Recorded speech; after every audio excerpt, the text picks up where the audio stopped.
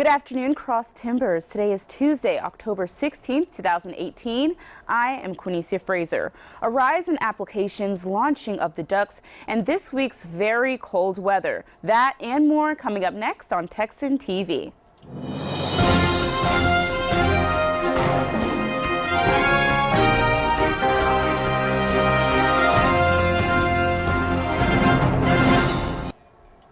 Over the weekend, Tarleton was ranked number 7 on USA Today's list of the top 100 colleges with a rise in applications. According to the article, the number of applications to Tarleton increased by 131.4% over 5 years. I think honestly it's because of how much we're innovating everything just constantly. We have a new engineering building going up. Even though the construction may not be super fun right now, it's building towards something that's going to really create the school and what it is. And Tarleton isn't as big as other universities that have the same growth in their programs, I guess. So maybe they're hearing about Tarleton and thinking, oh well, their program is just as good as A&M, but they're also cheaper. So maybe that's why.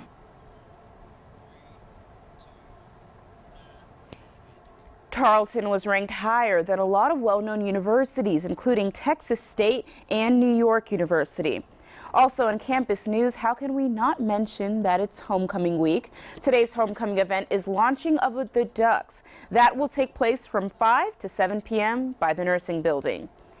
And in local news, not so great news about ducks from the Stephenville Empire Tribune. Stephenville police are searching for the person or persons responsible for shooting 4 ducks with a blow dart at City Park.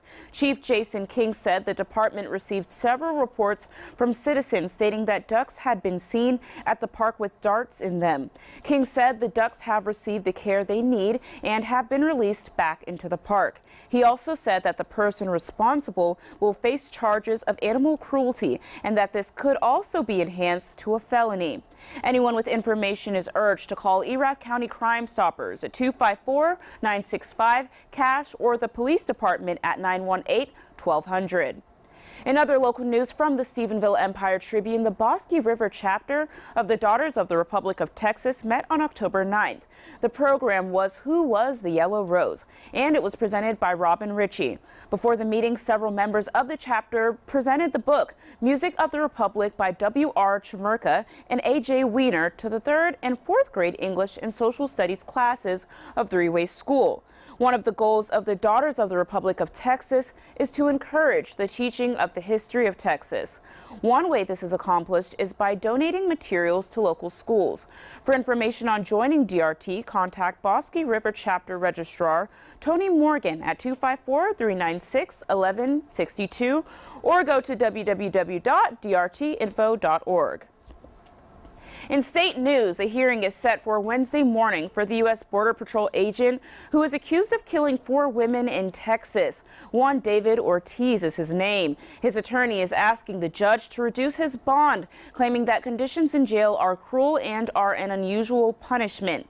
An affidavit filed last week says Ortiz has been denied clothing, eyeglasses, and a toothbrush in his cell at the Webb County Jail in Laredo, where he's being held on a $2.5 million bond since his arrest last month. In other Texas news, the Texas debate between Beto O'Rourke and Ted Cruz will be going on, taking place tonight at 8 p.m.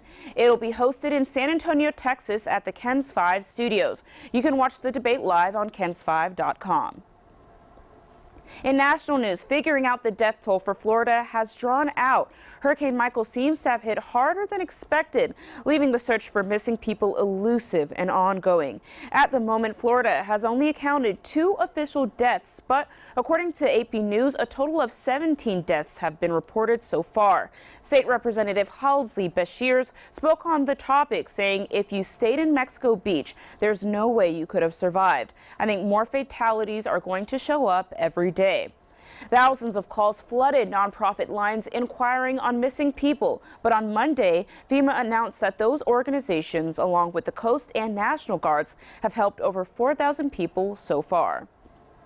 In international news, China wants to boost its cooperation with Central and Eastern Europe. A Chinese government minister on Tuesday told officials this from the region where China already finances projects as part of its bid for more global influence. Transport Minister Li Qiaopeng told officials from 16 European countries at a meeting in Serbia that improving economic and other relations is based on complementary advantage for both China and the region. The current international situation is pretty complex, and the facts of uncertainty have increased, he said. China's interest in Central and Eastern Europe is linked to the new Silk Road plan to increase Chinese influence abroad through investments and closer economic relations.